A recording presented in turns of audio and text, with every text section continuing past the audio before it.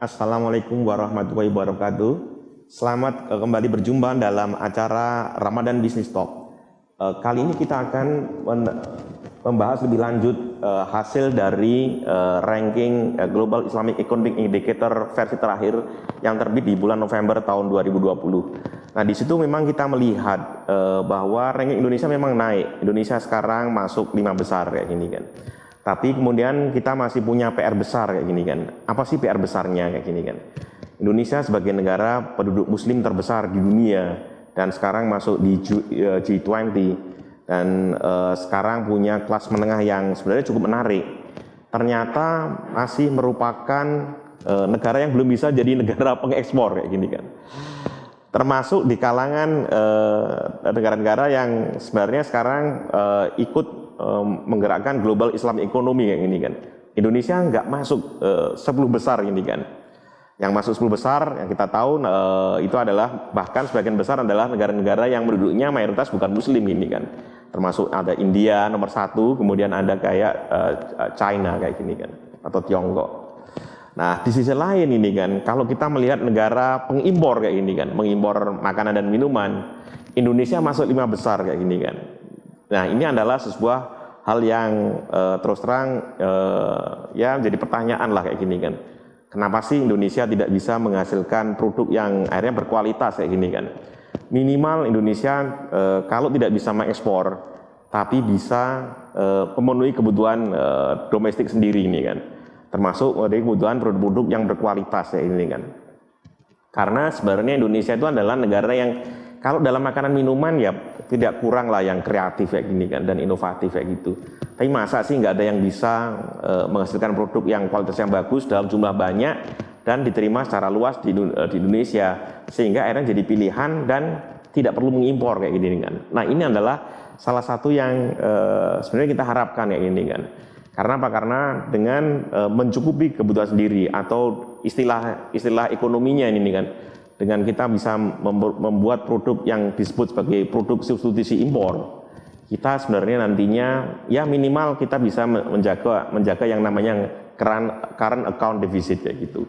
Jangan sampai nanti kita sudah tidak bisa mengekspor tapi banyak mengimpor dan akhirnya kita punya masalah dalam current account deficit kayak gini kan, atau neraca perdagangan ini kan. Nah, ini adalah salah satu PR kita kayak gini kan.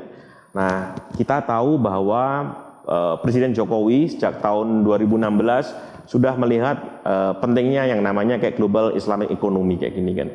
Beliau bahkan memutuskan ini kan menjabat yang namanya Ketua Umum Komite Nasional Ekonomi dan Keuangan Syariah kayak gini kan. Karena apa? Karena beliau melihat kayak gini kan. Kita bicara namanya G20 ini kan. Buat Indonesia untuk masuk 10 besar itu ya nggak tahu nih akan terjadi kapan kayak gini kan. Memang pada sebuah ramalan itu tahun 2030 kayak gini kan. Tapi itu kan mungkin sudah bukan masa jabatan Pak Jokowi kayak gitu kan. Terus kalau kita lihat rank yang lain ini kan tambah susah lagi Indonesia. Misalnya kayak World Economic Forum kayak gini kan. Rank Indonesia ya jauh kayak sekali itu. Nah, tapi kalau kita lihat yang namanya Global Islamic Economy ini kan, Indonesia sebenarnya punya peluang ini kan. Karena apa? Karena sejak tahun 2015 ini kan, Indonesia pasti sudah ada di 10 besar kayak gini kan. Oke lah kita bilang itu ironis ini kan. Negara dengan penduduk muslim terbesar ya masa rankingnya segitu doang kayak gini kan. Tapi kita sekarang melihat perkembangan dari tahun ke tahun dan memang ada perbaikan ranking kayak gini kan. Dan kita seneng ya gini kan, kemudian Komite Nasional Ekonomi dan Keuangan Syariah bikin roadmap kayak gini kan.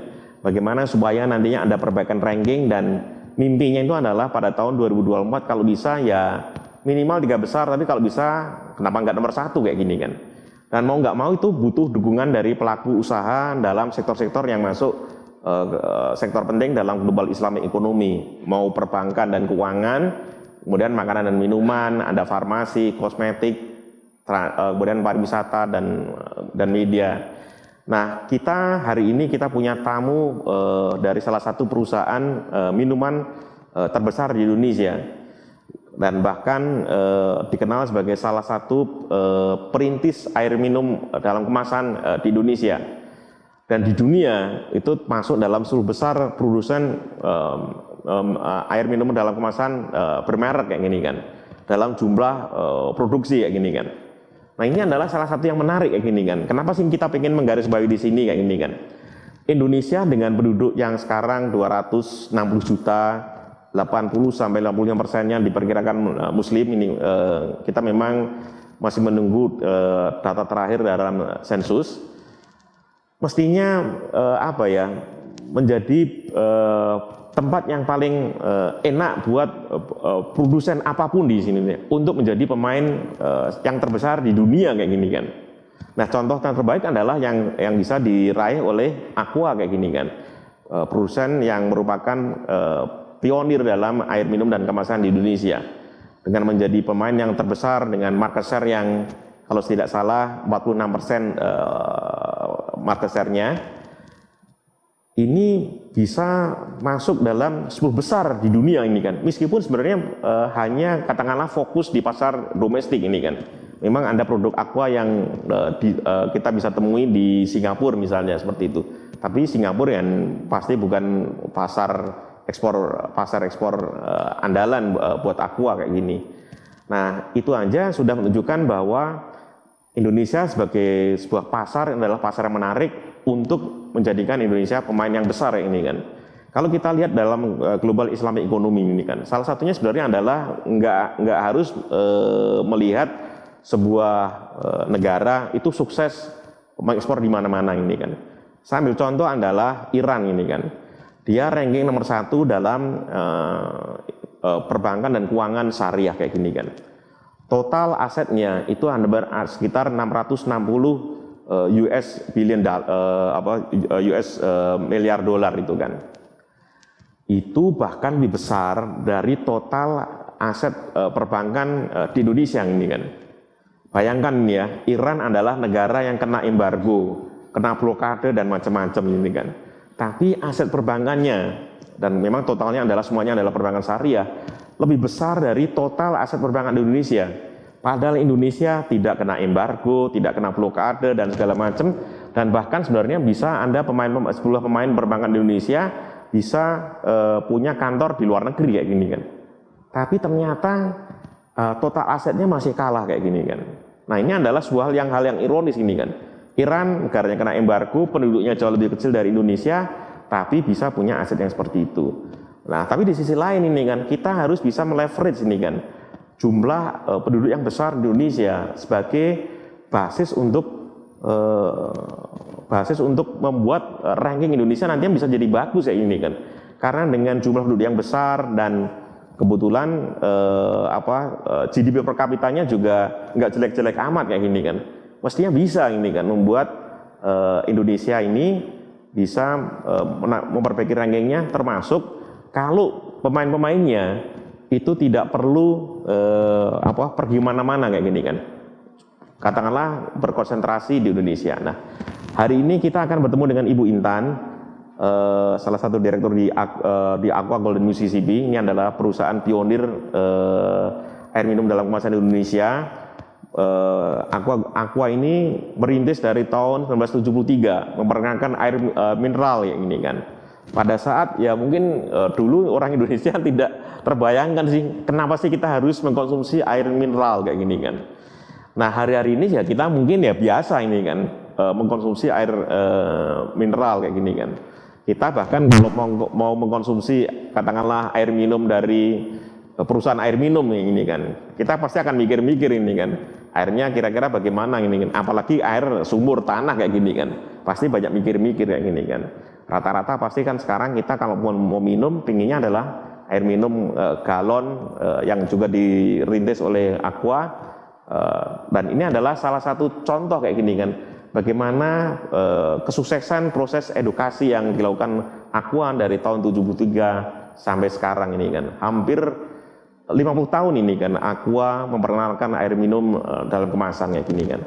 Nah kita nanti akan bertemu dengan Intan dan kita nanti akan ada 4 segmen dan kita nanti akan berdiskusi panjang lebar bagaimana supaya nantinya Aqua ini kan bisa membantu ini kan perbaikan posisi Indonesia dalam global Islamic ekonominya.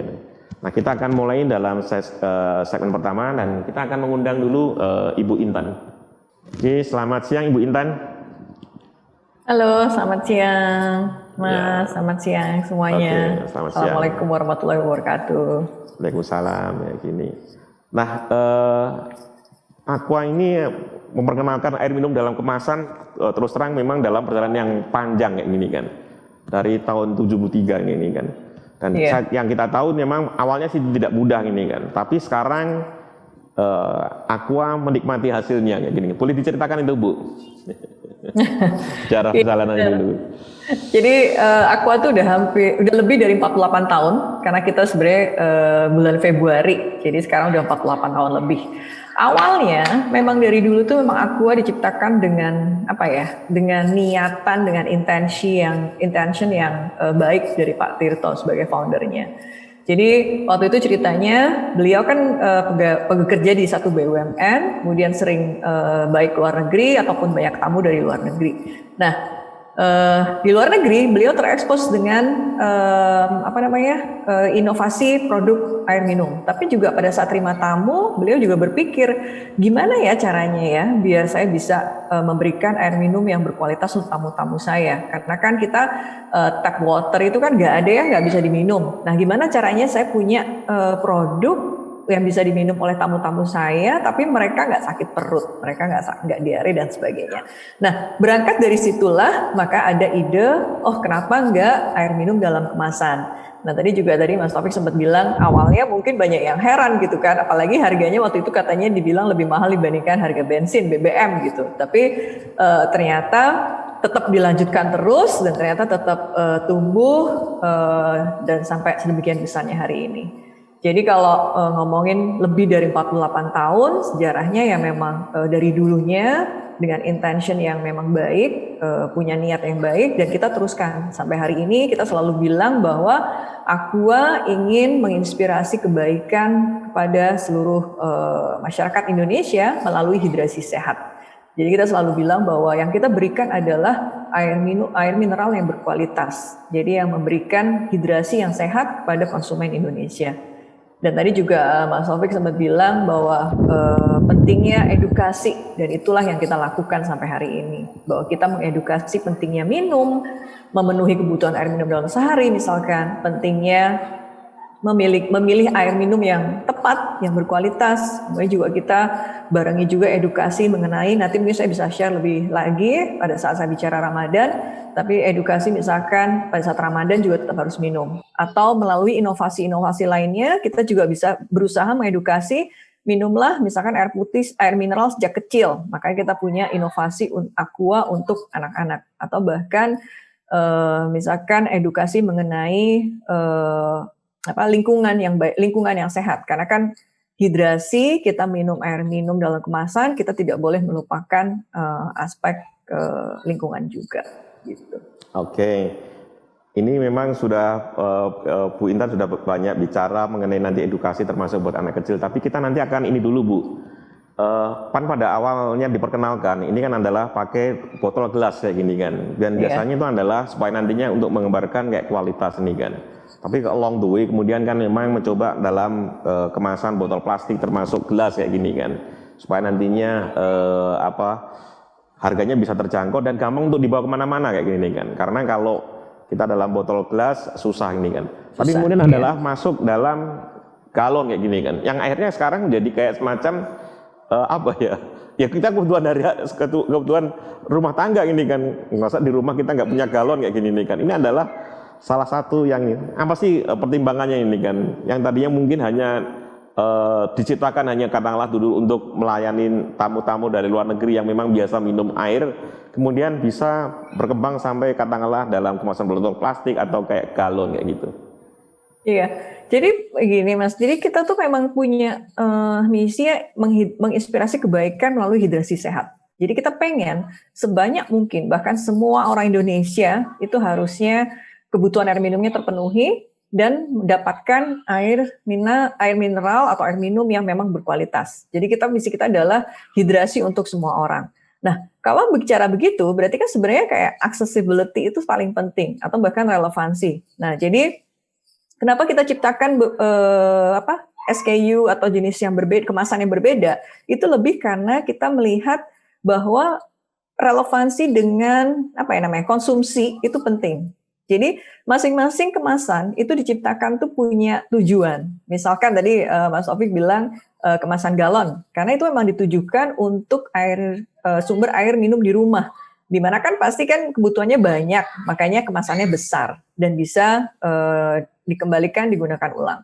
Tapi kita juga kemudian punya 600 mili, misalkan yang kemasan botol. Nah, kemasan botol ini lebih untuk on the go occasions. Artinya orang bisa bawa kemanapun pada saat traveling, pada saat commuting, atau pada saat kemanapun untuk di luar rumah.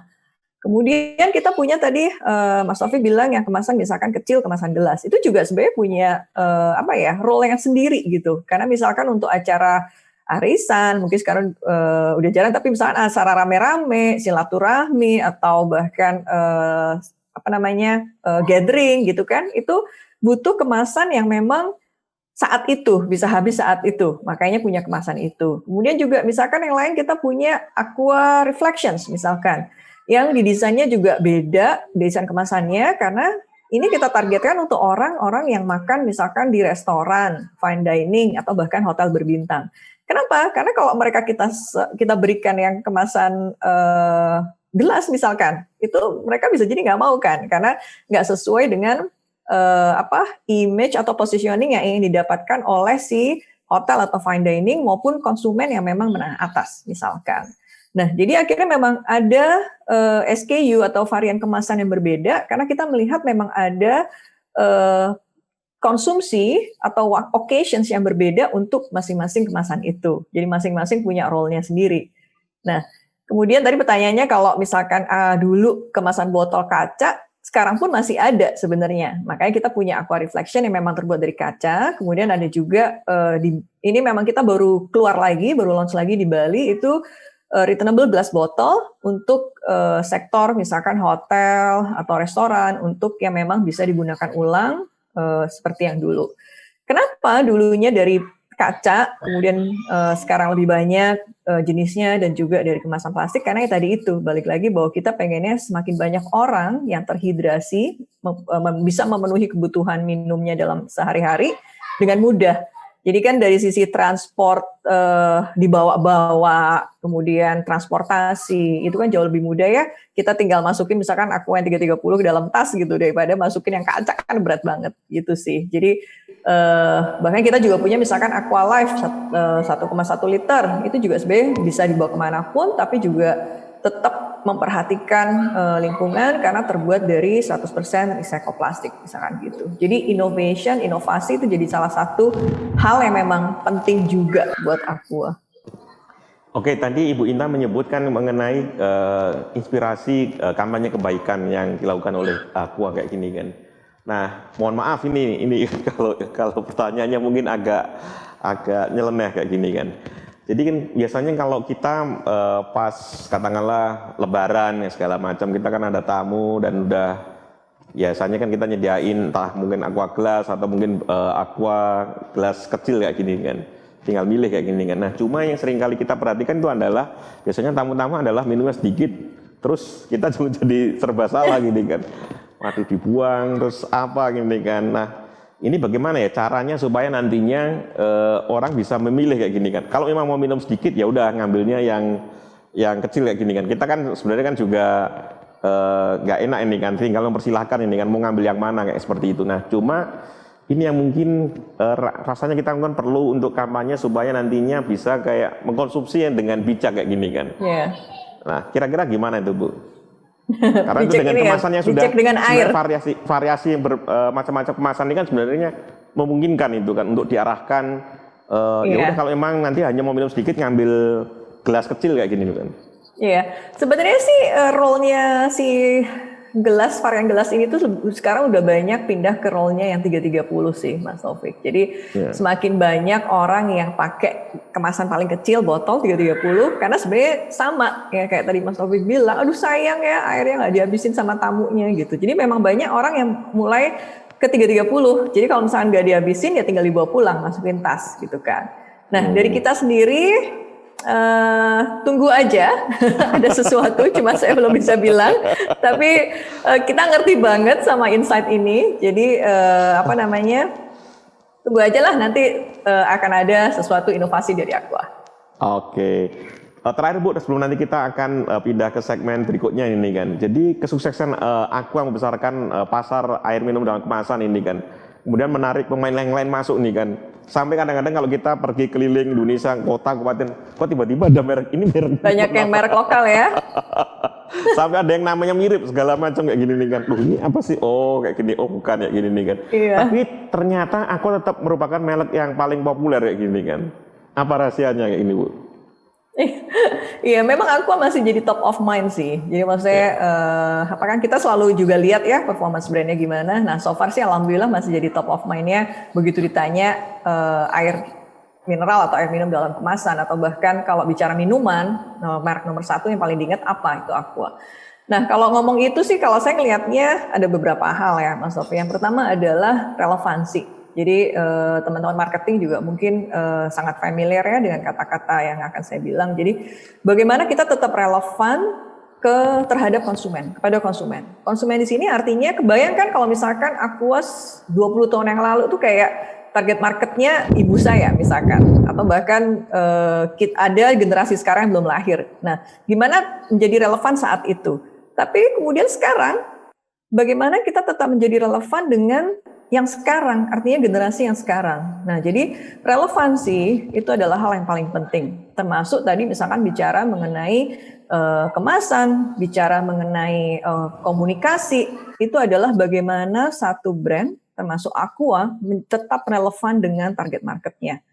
Jadi misalnya nanti saya juga akan kasih lihat bagaimana komunikasi kita itu disesuaikan dengan memang situasi atau kondisi yang memang saat ini sedang terjadi gitu. Tujuannya apa? Lagi-lagi adalah agar kita tetap relevan.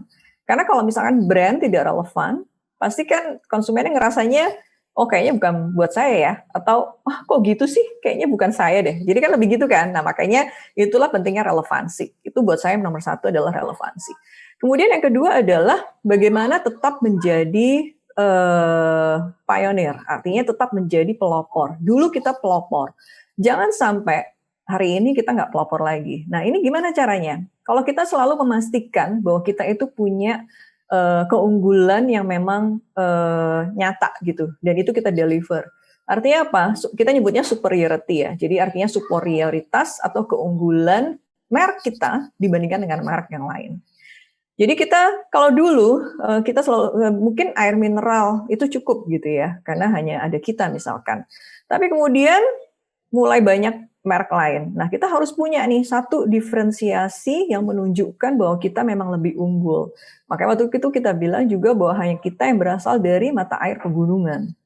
Nah, kemudian lagi-lagi banyak yang ikut lagi. Jadi, oh iya kita juga pegunungan. Oh iya, bahkan yang lainnya juga bilang hal yang sama. Nah, kita harus bisa bahwa enggak, kita itu tetap beda. Nah, jadi makanya kita bilang bahwa kita memang berbeda karena kita berasal dari mata air pegunungan yang terpilih dan terbaik. Dan sekarang kita nggak hanya terpilih tapi juga terlindungi. Jadi bahwa hanya Aqua yang berasal dari mata air pegunungan yang ekosistem dan kealamian sekitar sumber airnya itu terlindungi. Nah, jadi itu yang berhubungan dengan bahwa kita harus tetap menjadi pioneer dengan memberikan diferensiasi produk yang memang hanya kita yang bisa, yang kita punya dan memang itu benar gitu. Jadi karena kan kalau bicara brand itu kan juga soal bicara delivering our tangible benefit, delivering our promise gitu kan ya. Terus yang ketiga buat saya yang penting juga adalah bagaimana mungkin agak berhubungan dengan yang kedua, menjadi pioneer adalah bagaimana kita terus berinovasi.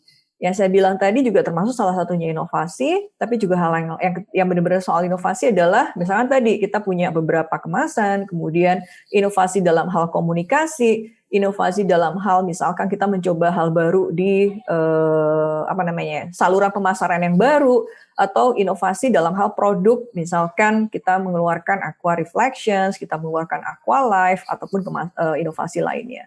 Jadi buat saya sih 3 hal itu sangat penting untuk memastikan bahwa memang merek kita, merek Aqua bisa tetap terus bertahan dan menjadi pemimpin pasar sampai hari ini. Oke.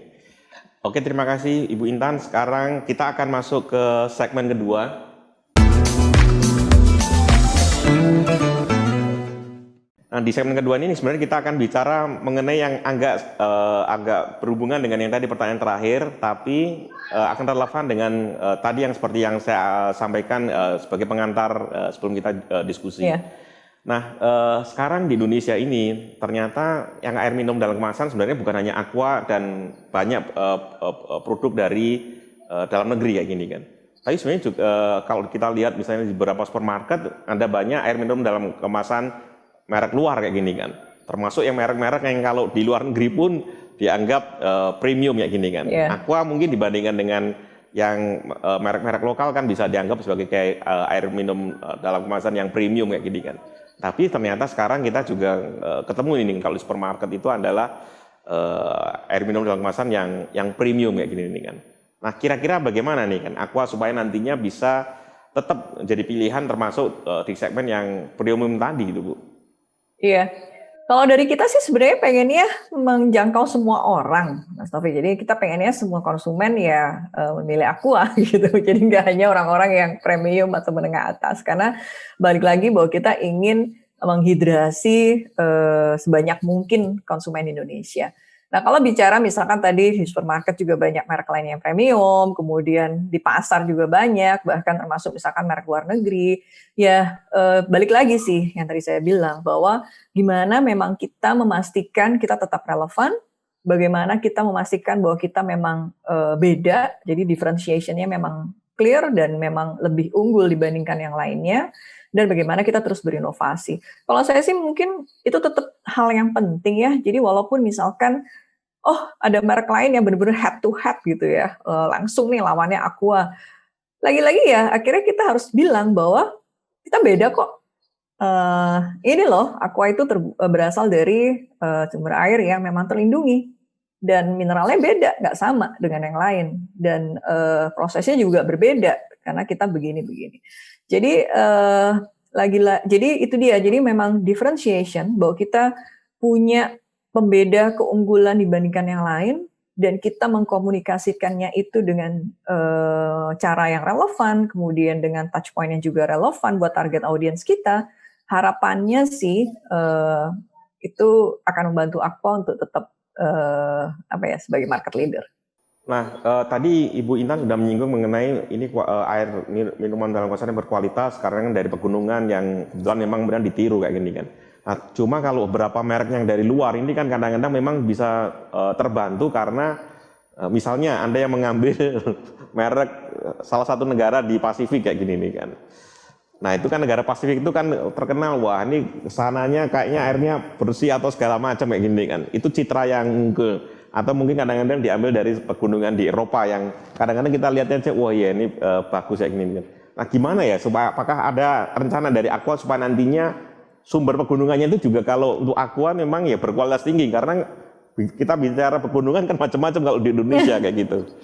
Iya, iya. Jadi kalau yang membedakan itu ya, Mas Taufik. Jadi kita bilang bahwa mata air pegunungannya itu kita pilih. Jadi untuk memilih sumber air itu kita punya 9 kriteria, 5 tahapan dan minimal 1 tahun penelitian. Jadi kita nggak bisa misalkan, oh ada sumber airnya di sini, ayo kita pakai, itu nggak bisa. Itu harus memenuhi paling tidak 9 kriteria. Jadi butuh waktu. Dan kenapa 1 tahun? Karena kita pengen melihat cycle-nya. Setelah melewati sekian kali musim, itu ada perubahan atau tetap stabil atau enggak. Itu yang pertama. Kemudian setelah kita melihat bahwa ini memang sumber air yang terpilih, kita juga selama perjalanannya itu kita juga menjaga kealamian ekosistem sekitar sumber airnya. Dengan cara apa? Ada banyak hal yang kita lakukan. Jadi misalkan yang pertama dengan penanaman pohon. Sejauh ini kita udah menanam lebih dari 2,5 juta pohon di sekitar sumber air. Kemudian yang kedua, kita juga melindungi lebih dari 1.500 flora dan fauna yang ada di sekitar sumber air kita. Itu juga penting. Kenapa? Karena kalau kita menjaga kealamian ekosistem, menjaga habitatnya seperti alami yang awalnya, jadi kita nggak rusak sama sekali, itu akan pengaruh ke kualitas sumber air yang akhirnya pengaruh ke kualitas dan kekayaan mineralnya. Nah, itu yang kita lakukan sejauh ini. Jadi makanya kemudian yang ketiga, misalkan kita juga melakukan organic farming. Jadi misalkan di pabrik A gitu ya, misalnya di Mekarsari. Nah, dalam radius sekian kilometer dari sumber air, itu masyarakat didorong untuk melakukan organic farming. Kenapa? Karena biar tidak melakukan pencemaran terhadap lingkungan dan termasuk di sekitar sumber airnya. Nah, buat kita sih kita ngelihatnya itu satu pembeda ya, bahwa tidak hanya sekedar sumber air pegunungan aja, tapi adalah sumber mata air pegunungan yang memang terpilih dan yang terlindungi.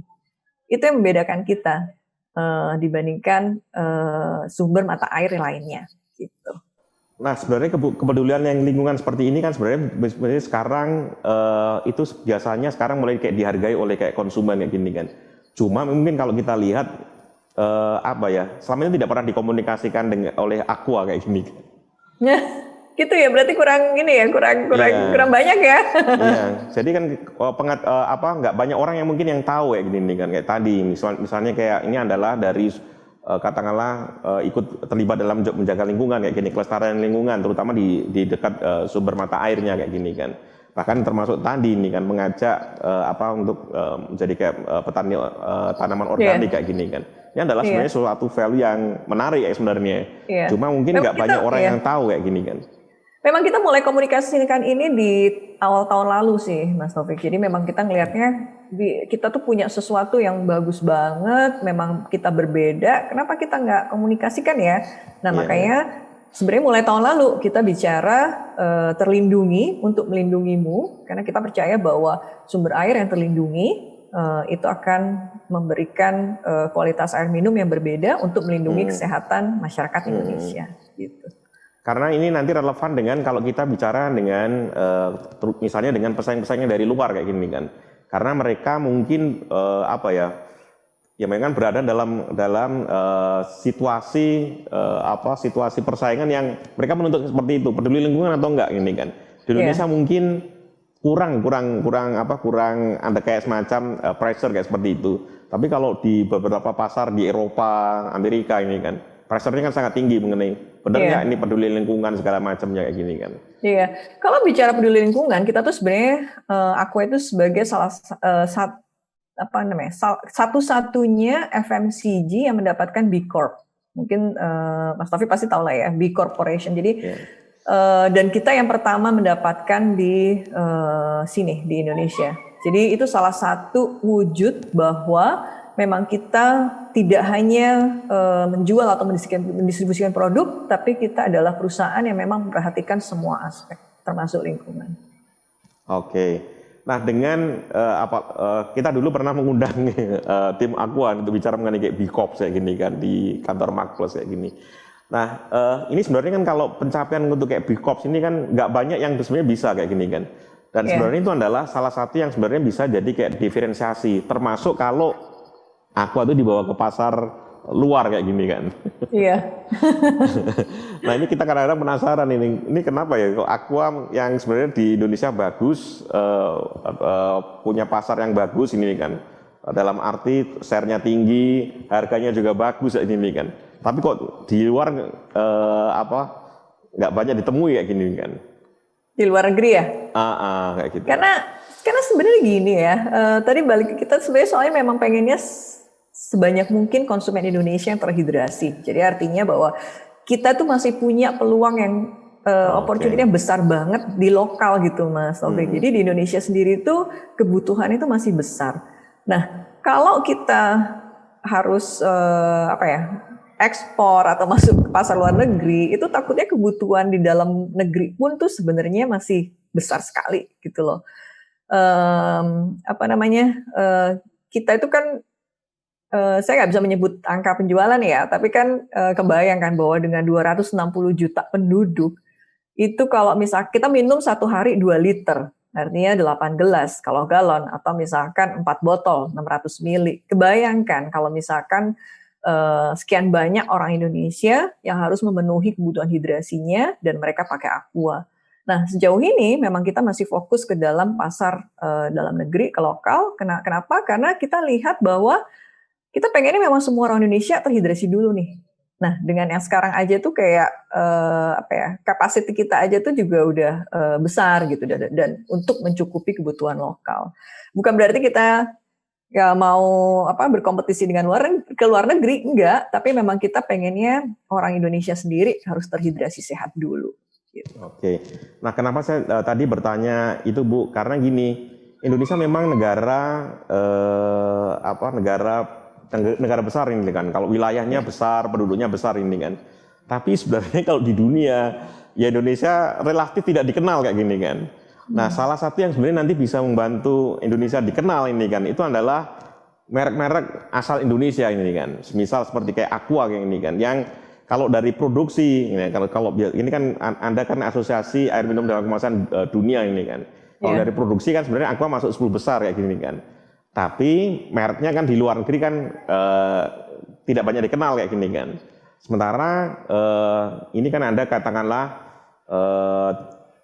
Ojil Vinur dan juga TNS, setiap tahun kan Anda merintis ini kan merek-merek yang populer untuk yang global Islamic economy kayak gini kan.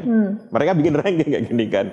Nah, kita membayangkan kenapa sih kok nggak ada merek dari Indonesia kayak seperti itu nih kan. Padahal dengan konsumsi yang besar kayak gini kan. Mestinya kan mereknya bisa populer gini kan. Nah, tapi karena sekarang hanya masih di Indonesianya nggak dikenal kayak gini kan. Nah, akhirnya Aquanya nggak masuk kayak gini kan. Padahal ini sebenarnya punya potensi ini kan. Karena kalau dari produksi sudah masuk 10 besar dunia kayak gitu kan. Iya. Iya. Ya, doain aja semoga cepat masuk.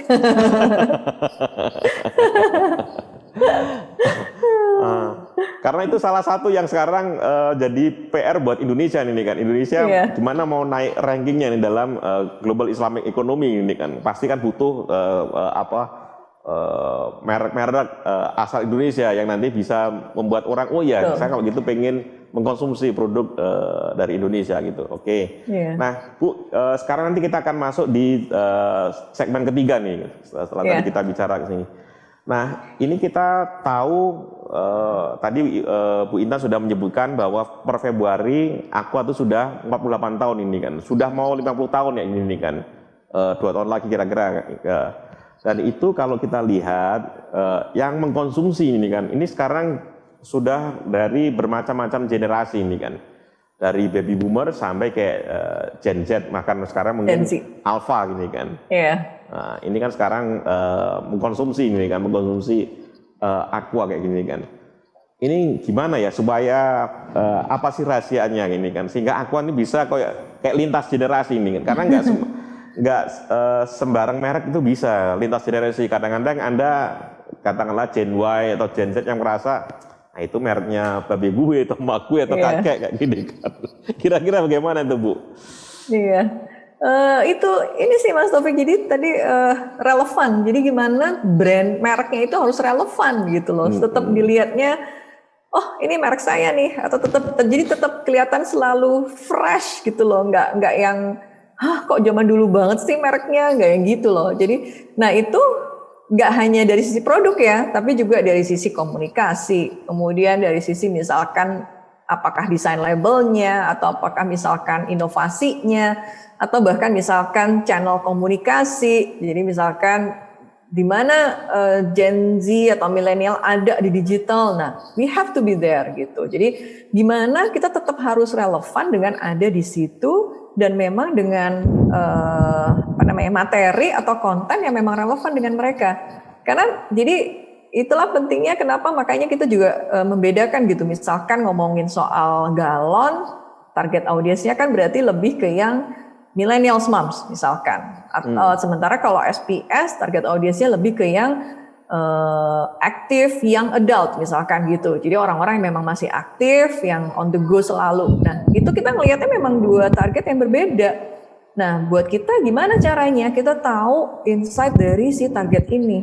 Gimana caranya kita bisa tetap relevan dengan si target yang berbeda ini? Termasuk tadi misalnya saya sebut channel komunikasi. Mungkin di digital akan lebih banyak bicara mengenai botol, tapi galon mungkin komunikasinya lebih ke misalkan community atau lewat misalkan cool wap gitu ya, sesuatu yang memang lagi tren di saat itu, tapi juga relevan dengan target yang kita mau. Nah, jadi relevansi itu sangat penting sih. Gimana caranya bahwa apa namanya, misalkan adik saya yang masih masuknya milenial itu tetap mau gitu kan nggak mungkin kalau misalnya cara ngomongnya kita ke si target segmen ini tuh sama dengan cara kita ngomong ke segmennya ibu-ibu misalkan, pasti nggak akan nyambung. Nah makanya gimana caranya kita membedakan, bagaimana cara kita tetap stay relevan dengan target market kita, itu paling penting. Nah juga di mana akhirnya inovasi juga punya peran penting lagi-lagi. Jadi bagaimana kita berinovasi bukan hanya lewat produk, tapi juga lewat komunikasi, lewat saluran komunikasi lagi, kemudian lewat hal-hal lainnya. Gitu sih. Jadi kalau buat saya sih kayaknya itu paling penting ya. Jadi tetap bagaimana bahwa kita memastikan apa yang kita sampaikan, apa yang kita berikan itu tetap relevan dengan target yang memang saat ini ada gitu. Kan pasti beda ya cara kita ngomong 20 tahun lalu, 10 tahun lalu dengan cara kita ngomong sekarang. Itu beda karena target audiensnya udah berbeda gitu.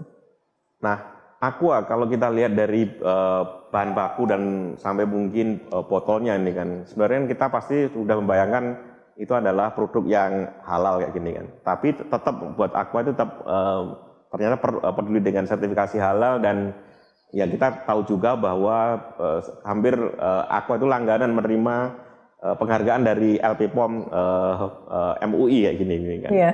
Nah, apa sih pertimbangannya kayak gini kan? Sebenarnya meskipun sebenarnya ya kan bahan bakunya sudah halal, tapi kenapa masih Aqua masih merasa itu perlu penting itu kan?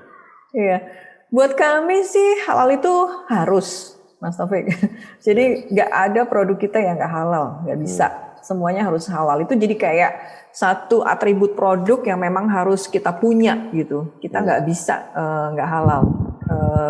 Kenapa ya memang kita tahu bahwa kita di Indonesia di mana 87-90% kan Muslim, 87% Muslim, dan halal kan adalah sesuatu yang harus ya. Artinya kita nggak boleh mengkonsumsi produk yang nggak halal.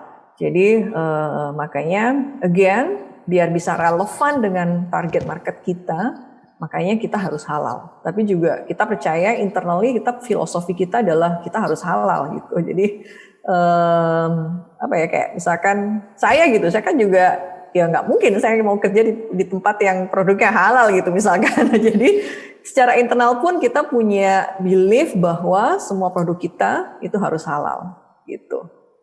Oke. Nah, halal ini akhirnya terkait dengan yang namanya kayak pasar istilahnya global Islamic economy kayak gini kan. Yang pasar yang sekarang jumlahnya sangat besar, dan bahkan sudah ada kayak prediksi mengenai kayak kira-kira total spendingnya kira-kira seperti apa ini kan. Nah, yang menarik juga itu adalah mengenai pendapatannya ini kan. Pendapatannya semakin lama semakin meningkat kayak gini kan. Sehingga itu adalah jadi pasar yang atraktif kayak gini kan.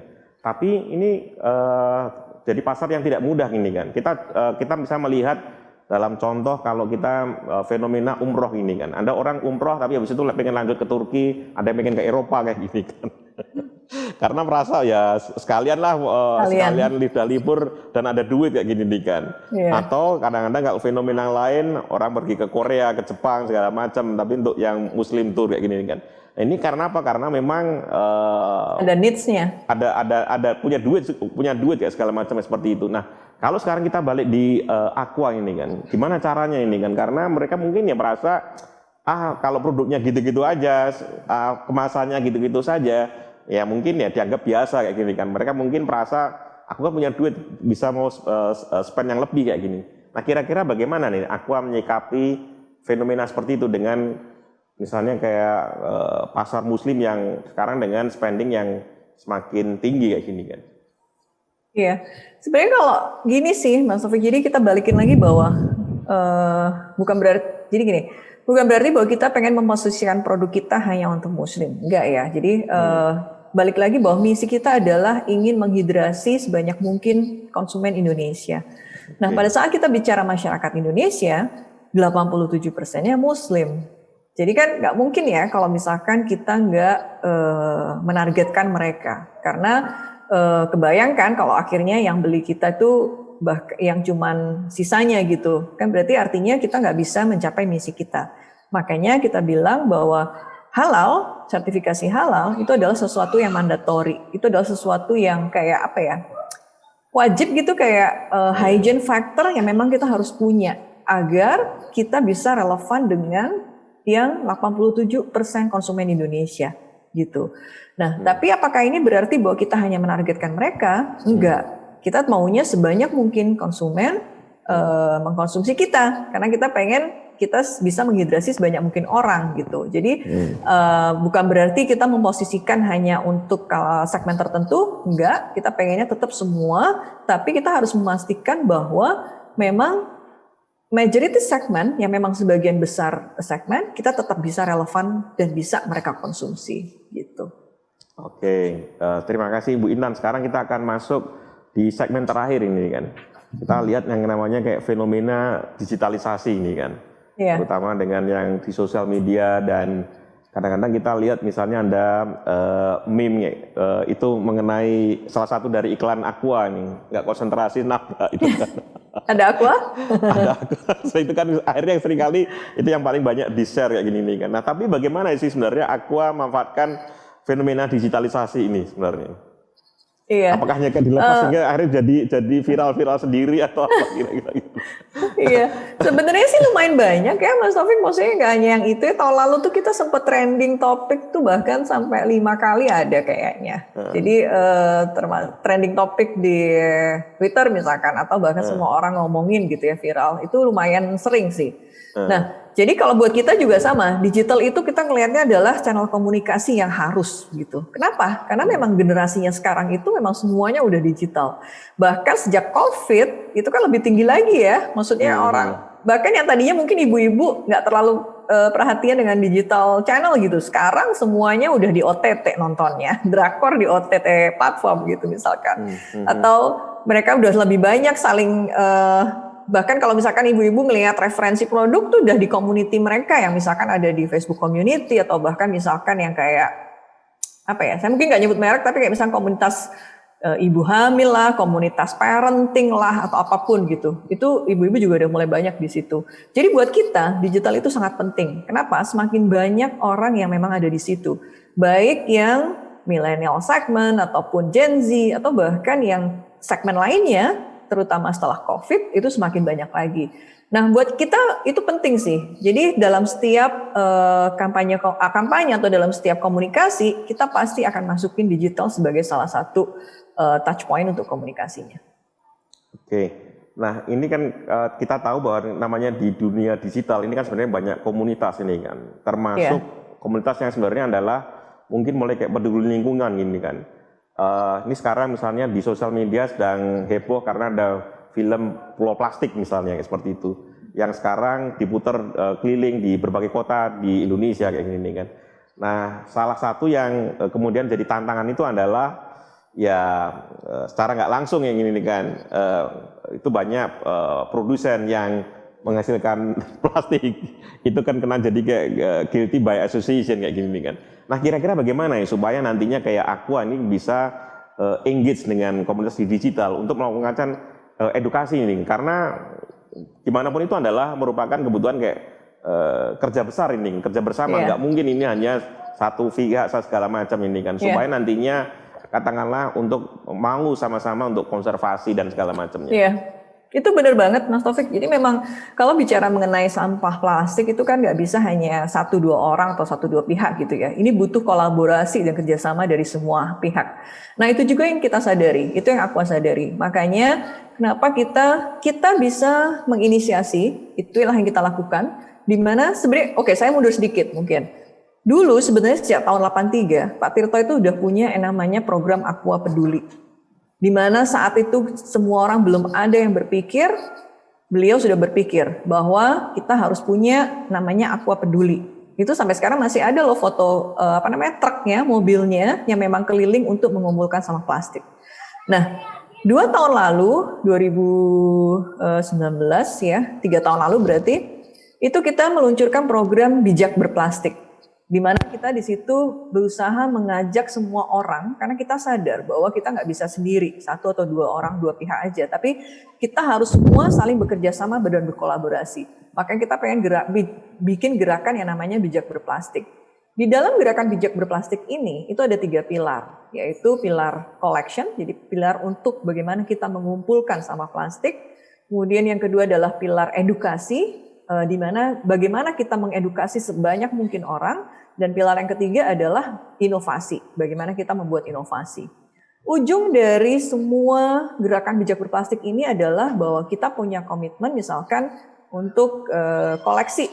Itu kita pengen mengumpulkan sampah plastik lebih banyak dari yang kita gunakan di tahun 2025. Nah itu adalah komitmen kita, itu yang kita capai. Gimana caranya? Ada banyak hal. Jadi misalkan bekerja sama dengan Octopus, bekerja sama dengan misalkan ada Grab Recycle, kita bekerja sama dengan mereka, atau misalkan dengan membuat 7 RBU. Jadi RBU itu adalah Recycling Business Unit, di mana Aqua itu bekerja sama, kita memberikan pemberdayaan terhadap satu komunitas di mana mereka menerima pengumpulan kemasan bekas pakai dari pemulung-pemulung dan membelinya dengan harga yang baik dan disalurkan kepada supplier recycle plastik.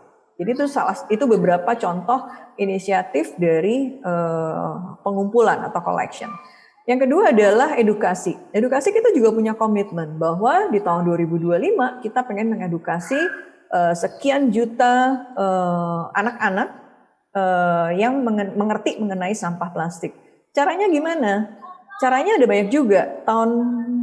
Kapan ya? 2 tahun lalu tuh akhir tahun kita juga membuat buku bekerja sama dengan Kemenko Maritim, bekerja sama dengan Dignas. Kita membuat buku modul mengenai sampahku tanggung jawabku. Jadi kita pengen bahwa anak-anak Indonesia ini memulai bahwa sampah itu tanggung jawab saya. Gimana caranya? Mulai dengan 3R. Mulai dengan memilah sampah di rumah. Nah, itu adalah hal-hal yang kita edukasi. Kemudian dalam waktu dekat, bulan ini, mungkin bahkan minggu ini kita akan launch adalah di versi platform digital. Jadi kita bekerja sama dengan Sekolahmu, kita akan punya modul edukasi sampahku tanggung jawabku secara digital yang bisa diakses oleh anak-anak sekolah dasar di Indonesia. Jadi ini adalah salah satu upaya kita juga. Selain itu kita juga mengedukasi supplier, mengedukasi kemudian misalkan rekanan kita dengan menyediakan drop box misalnya di toko-toko dan sebagainya. Nah yang ketiga inovasi. Melalui inovasi ini kita juga berharap bahwa kita bisa bersama-sama memberikan mengurangi dampak sampah terhadap lingkungan. Ada beberapa hal yang kita udah capai, kita lakukan. Misalkan yang pertama, tadi saya sempat bilang, kita mengeluarkan Aqua Life, di mana itu adalah kemasan yang terbuat dari 100% plastik daur ulang dan bisa didaur ulang kembali. Artinya apa? Artinya kita tidak menggunakan virgin plastik. Artinya kita tidak memproduksi plastik baru untuk membuat kemasan Aqua Life. Nah, itu inovasi pertama di Indonesia kita yang mengeluarkan. Yang kedua juga misalkan kita bekerja sama dengan mungkin teman-teman atau Mas Taufik juga udah tahu ya, bekerja sama misalkan dengan H&M. Kita mengubah sampah plastik menjadi pakaian, benar. Misalkan jaket anak-anak, sweater, kaos kaki dan semuanya. Dan ini kita bicara nggak hanya sampah aqua loh yang diambil, tapi semua sampah kemasan plastik yang kita kumpulkan. Nah, jadi itu adalah 3 pilar dari gerakan bijak berplastik yang kita mulai lakukan dalam 3 tahun terakhir. Karena kita percaya, balik lagi, bahwa kita butuh kolaborasi, kita butuh kerjasama dari semua pihak. Itu nggak bisa dari kita sendiri. Dan edukasi, bicara mengenai digital, tadi menjawab tadi, salah satunya tadi, jadi ke anak-anak sekolah dasar, kita akan keluarkan modul secara digital melalui online learning platform. Kemudian bijak berplastik sendiri, digitalnya juga banyak banget. Itu mungkin tahun lalu juga ada beberapa ya yang viral ya, termasuk yang misalkan Hamis gitu, kita pakai Hamis, kita pakai Kelly, itu juga sebenarnya tujuannya lebih untuk memang mengajak semua orang untuk berpartisipasi. Gitu sih. Oke, nah apakah mungkin ini nanti mungkin direksi dari Aqua juga akan aktif terlibat dalam kampanye kayak gini, termasuk di sosial media kayak gini kan? Karena ini pastinya salah satu yang nantinya akan jadi ya harapan sebanyak orang kayak gini kan. Iya, pastinya iya, Mas Taufik. Kita semua berpartisipasi ya dari kita di internal tuh punya beberapa program juga gitu sebagai internal. Karena kan lagi-lagi kalau perusahaan yang mendapatkan sertifikasi B Corp kan memang harus punya program juga kan untuk internalnya. Nah itu termasuk salah satunya mengenai bijak plastik. kita juga punya apa namanya, kita nyebutnya sih goodness ambassador. Jadi bahwa kita sebagai karyawan harus bisa menjadi ambasador untuk apa yang kita lakukan demi kebaikan untuk Indonesia gitu, baik kesehatan masyarakatnya maupun kesehatan lingkungan.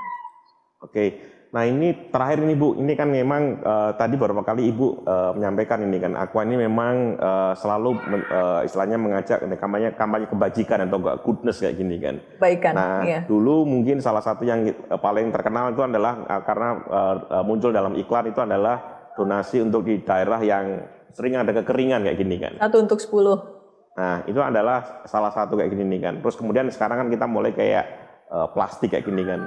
Cuma memang yang tadi yang pelestarian lingkungan yang mungkin belum banyak eksposurnya kayak gini kan. Nah, kalau kita memang bicara yang namanya kayak global Islam ekonomi, dan waktu itu kita ketemu dengan Selina Jan Muhammad yang nulis Generation M kayak gini kan. Sebenarnya itu adalah waktu kita bicara mengenai kayak halal kayak gini kan. Sebenarnya nantinya kita nggak hanya sekedar kayak ya yang hanya boleh dikonsumsi dan segala macam ini kan. Tapi memang adalah kita bicara mengenai kebajikan itu sendiri kayak gini kan. Nah, cuma memang biasanya kadang-kadang kalau kita bicara misalnya di kayak Ramadan ini, kadang-kadang ya kita hanya kayak konsumsi untuk sahur, buka dan segala macam, tapi kita seolah-olah tidak mengkaitkan dengan kebajikan itu sendiri. Kebaikan. Nah, gimana nih nanti? Apakah nanti Aqua kedepannya juga akan katakanlah dalam misalnya di sama Ramadan Lebaran itu juga kampanye goodness-nya itu bisa di-incorporate ya gini nih kan? Ada dong. Ya. Nanti sebenarnya saya bisa share lebih banyak, tapi balik lagi tadi memang kebaikan, memang kita pengennya selalu menginspirasi, memberikan dan memberi kebaikan. Jadi contohnya tahun lalu pada saat pandemi COVID mulai banyak kan kasusnya mulai naik di Indonesia, itu kita juga punya komitmen untuk membantu pemerintah mendatarkan kurva COVID. Jadi ada beberapa hal yang kita lakukan. Misalkan nanti saya bisa share di mana Ramadan itu kita bilang untuk mendukung gerakan tinggal di rumah aja, jadi jangan keluar rumah, itu kita Ramadan campaign kita adjust, jadi kita rubah sedikit, kita bilang bahwa kebaikan itu bisa dibagi tetap dari rumah, bisa berbagi kebaikan, tanpa harus keluar rumah. Kemudian kita juga komunikasikan lewat semua billboard kita, bahwa kalau ada yang ngelihat billboard ini, itu artinya mereka lagi di jalan, nah sebaiknya di rumah aja, jangan kemana-mana, itu juga sempat viral kan billboardnya. Bisa kemudian, Bu? Kenapa? Bisa ditunjukin nanti itu? Iya, bisa. Nah, kemudian di digital juga kita di Twitter waktu itu buat campaign. Jadi waktu itu ada ketemu data bahwa ternyata yang muda-muda itu tuh mulai bosan di rumah. Jadi mereka kayaknya mendingan sakit ya, atau keluar deh sekalian sakit daripada di rumah aja mati bosan gitu. Nah, kita juga punya itu digital campaign yang memang fokus ke mereka. Kita tunjukin gimana para dokter, suster, perawat itu bekerja setengah mati di tengah pandemi, yang akhirnya kita berhasil menurunkan tweet negatif itu menjadi tweet yang lebih positif. Jadi banyak hal yang kita lakukan dari sisi komunikasi, tapi juga dari sisi concrete action, jadi sesuatu yang nyata, itu kita juga menyampaikan beberapa donasi tahun lalu. Mungkin diberitahu udah banyak ya, jadi saya nggak perlu ulang, tapi kita memberikan donasi baik alat medis maupun kepada konsumen yang membutuhkan, dan juga beberapa bantuan produk. Nah, kemudian tahun ini, di Ramadan tahun ini, nanti saya juga bisa share bahwa kita nggak hanya melakukan komunikasi aja, tapi kita juga bilang bahwa Ramadan bersama Aqua. Buat siapapun yang bisa menceritakan ceritanya bagaimana Ramadan mereka lewat platform digital, jadi ada di Twitter dan TikTok, itu kita akan konversi menjadi donasi yang kita kerjasama dengan ACT. Nah, jadi kalau bicara apakah ini hanya sekedar komunikasi, enggak, karena kita juga melakukan banyak aksi yang memang nyata bahwa memang kita itu berbagi kebaikan, kita saling berbagi terhadap konsumen dari sisi hidrasi maupun yang lain-lainnya gitu. Oke, terima kasih Bu Intan, sehat selalu dan sukses terus untuk Sama-sama. Aqua. Sampai jumpa dalam acara yang lain kayak gini. Oke, terima kasih. Terima kasih, sampai jumpa. Sampai jumpa.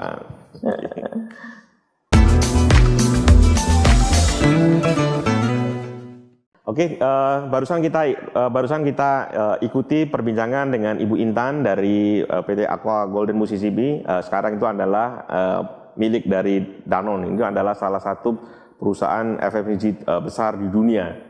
Nah, kita tadi melihat ini nih kan. Jadi kalau kita bicara mengenai global Islamic economy, sebenarnya isunya nggak hanya sekedar kayak halal haram kayak gini kan. Yang kalau di perbankan juga hampir mirip kayak gini kan. Nah, tapi isinya adalah bagaimana nantinya Islamic economy terkait sesuatu yang nantinya kita bicara mengenai standar yang lebih tinggi kayak gini kan. Tadi misalnya Aqua dari segi bisnis kan sudah cukup sukses kayak gini kan. Dia market share-nya besar kayak gini kan. Dan kadang-kadang bisa menjual dengan harga yang lebih tinggi dibanding para pesaingnya kayak gini kan. Nah, tapi ternyata Aqua pengen naikkan lebih tinggi lagi ini kan. Pengen menjadi perusahaan yang masuk kualifikasi yang tinggi. Itu masuk yang B Corp. Di dunia nggak banyak perusahaan yang bisa masuk kayak B Corp ini kan. Dan sebagai bagian dari perusahaan yang masuk dalam B Corp, mau nggak mau Aqua harus banyak berpartisipasi dalam berbagai macam kampanye kebaikan. Dan ini adalah sesuatu yang sebenarnya sesuai dengan nilai-nilai ini kan. Jadi waktu kita bicara Islam ekonomi, sebenarnya nggak hanya bicara halal, tapi itu adalah sebuah nilai yang etis ya gini kan. Makanya kenapa namanya global Islam ekonomi itu nggak hanya populer di negara-negara Muslim, tapi bahkan di Eropa dan Amerika. Karena apa? Karena mereka tertarik dengan suatu bisnis yang beretika kayak gini kan. Nah ini yang sebenarnya menarik juga ini kan. Cuma memang sekarang ya mungkin banyak orang masih penasaran ini kan. Kenapa Aqua hanya masih berkonsentrasi di Indonesia? Padahal dengan kapasitas dia sebenarnya bisa bermain lebih tinggi kayak gini kan, termasuk bisa membantu nanti mengangkat Indonesian Islamic Economy di tingkat global. Sekali lagi terima kasih, sampai jumpa dalam acara Ramadan Business Talk berikutnya. Jangan lupa share dan terus ikuti acara Marlis TV lainnya. Wassalamualaikum warahmatullahi wabarakatuh.